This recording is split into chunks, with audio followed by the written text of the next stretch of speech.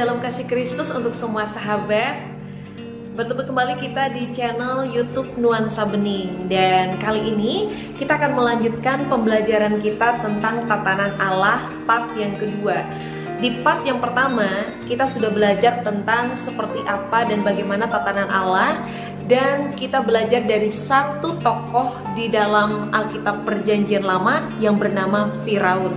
Dan kali ini di part yang kedua kita akan belajar dari satu tokoh kembali, tapi dari Perjanjian Baru. Namanya adalah Yudas Iskariot. Seperti apa pembelajaran yang dapat kita ambil dari satu tokoh yang bernama Yudas Iskariot ini? Pastikan sebelumnya subscribe dan jangan lupa untuk pencet tombol loncengnya, supaya sahabat tidak ketinggalan setiap topik yang akan kita bahas dalam channel YouTube Nuansa Bening ini. Sedikit mereview pembelajaran kita di part yang pertama tentang tatanan Allah, belajar dari satu tokoh yang bernama Firaun.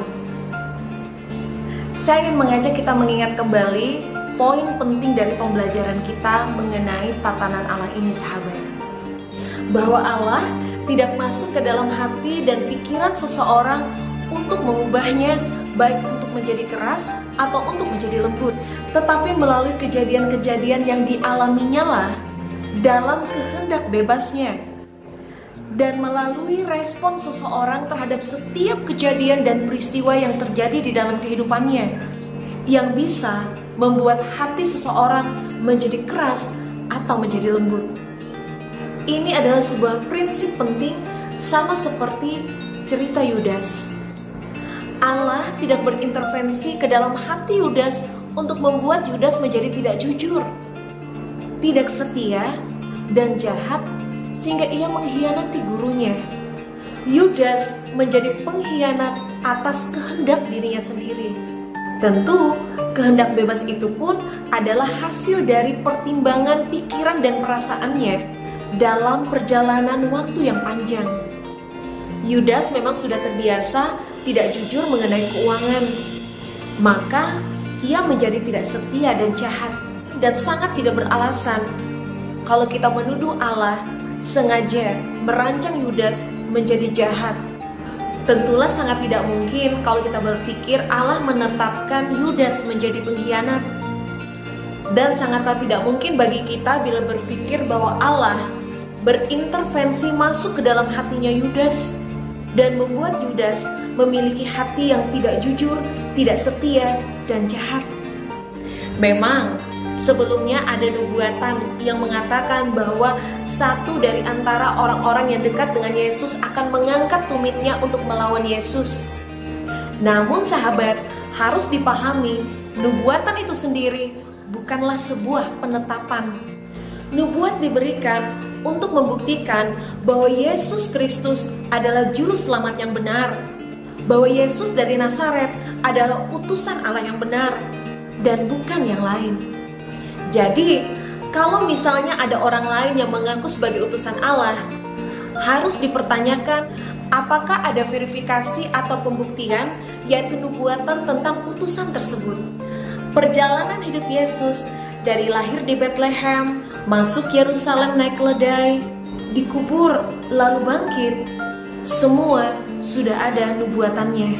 Termasuk nubuatan bahwa satu dari orang dekatnya akan berkhianat kepadanya. Banyak peristiwa yang terkait dengan kehidupan Yesus sudah dinubuatkan sebelumnya. Sebuah nubuatan meneguhkan pemberitaan Injil.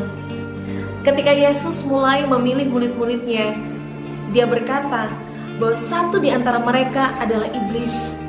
Hal itu dikatakan Yesus karena memang sudah ada nubuatan sebelumnya bahwa satu dari antara orang-orang terdekatnya akan berkhianat kepadanya. Tetapi harus dicatat sahabat, orang itu tidak harus Yudas. Bisa siapa saja, salah satu dari murid-murid Yesus. Yudas tidak dirancang untuk berkhianat. Dan kalau kita mau jujur melihat perjalanan Yesus selama di bumi, justru Petruslah yang pernah dihardik Yesus dengan berkata, "Enyahlah iblis." Dan itu bukan Yudas. Namun demikian, sahabat, Alkitab mencatat Yudaslah yang akhirnya menjadi pengkhianat. Di hari-hari terakhir, ketika Yudas sudah diketahui akan berkhianat, Yesus berkata kepada Petrus,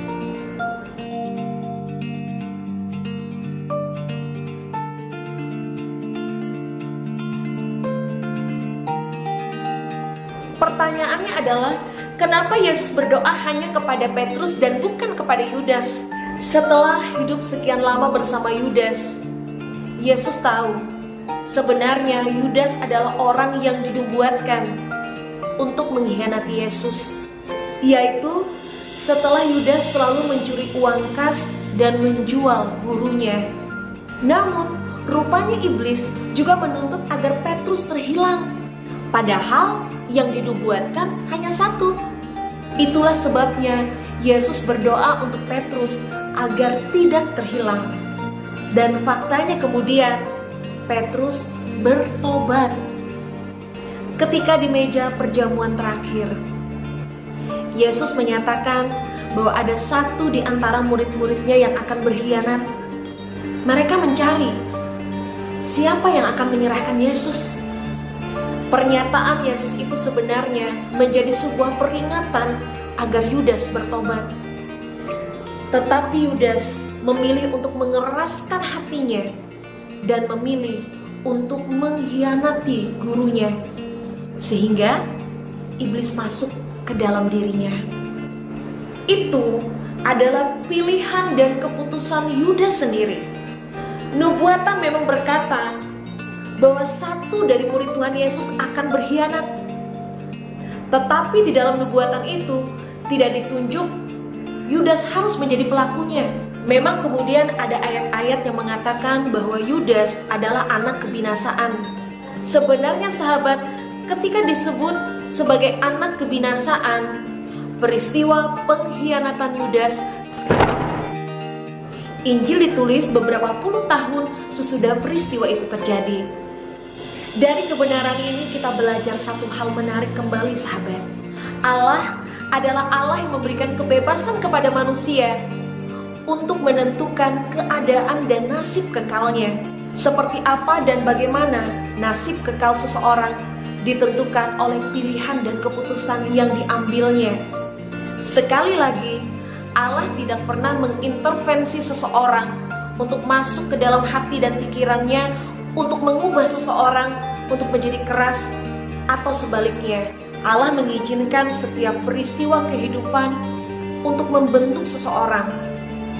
Allah menyediakan sarana melalui setiap peristiwa kehidupan di mana seseorang dapat belajar untuk menggunakan kehendak bebas yang Tuhan berikan dengan bertanggung jawab.